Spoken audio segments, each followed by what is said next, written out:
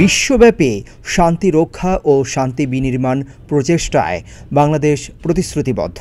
বিভিন্ন প্রান্তে সংঘাত বিশ্ব শান্তি নষ্ট করছে। অস্ত্রের প্রতিযোগিতা যত বৃদ্ধি পাচ্ছে, মানুষের জীবন ততই বিপন্ন হচ্ছে।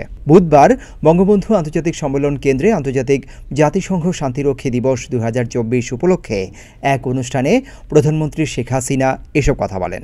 এই সময় তিনি আহ্বান জানান যুদ্ধের অর্থ জলবায়ু ফান্ড এবং শিক্ষা ও স্বাস্থ্য খাতে ব্যয় করার।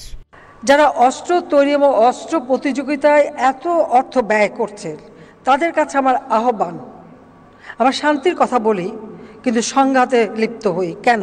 এই যে অর্থ ব্যয় হচ্ছে, এই অর্থ যদি এই যে ক্ষুধার্ত মানুষের আহারের ব্যবস্থা, শিক্ষার ব্যবস্থা, চিকিৎসার ব্যবস্থা করা হতো, তাহলে এই পৃথিবীতে শান্তি প্রতিষ্ঠিত হতো, মানুষের জীবনমান উন্নত হতো, মানুষ সুন্দরভাবে বাঁচতে পারত।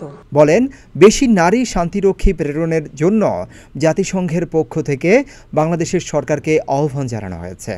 শান্তিরক্ষী বাহিনীর সদস্যরা যাতে বিশ্বের সবথেকে চ্যালেঞ্জিং পরিস্থিতিতে কৃতিত্বের স্বাক্ষর রাখতে পারে, সেই হিসেবেই তাদের প্রশিক্ষিত করা হচ্ছে বলেও জানান প্রধানমন্ত্রী।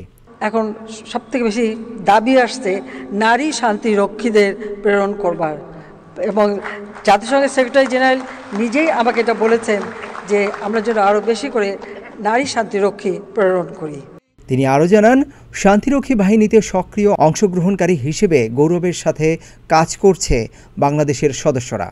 যেসব দেশে জাতিসংঘ শান্তিরক্ষা বাহিনী কাজ করছে, সেসব দেশে গেলে বা তাদের রাষ্ট্রপ্রধান, সরকার প্রধানের সঙ্গে দেখা হলে তারা প্রত্যেকেই বাংলাদেশের শান্তিরক্ষীদের ভূয়সী প্রশংসা করেন।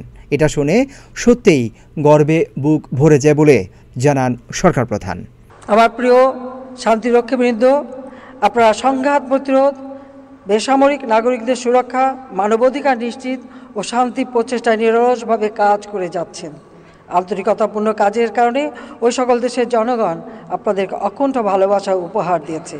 এর আগে মঙ্গলবার এক বাণীতে প্রধানমন্ত্রী বলেন, শান্তি স্থাপনে বাংলাদেশি শান্তিরক্ষীগণ পেশাদারিত্ব, দক্ষতা ও নিষ্ঠার সঙ্গে কাজ করে সংশ্লিষ্ট দেশের জনগণের আস্থা অর্জন করার ফলে আমরা জাতিসংঘে সর্বোচ্চ শান্তিরক্ষী প্রেরণকারী দেশের মর্যাদা লাভ করেছি।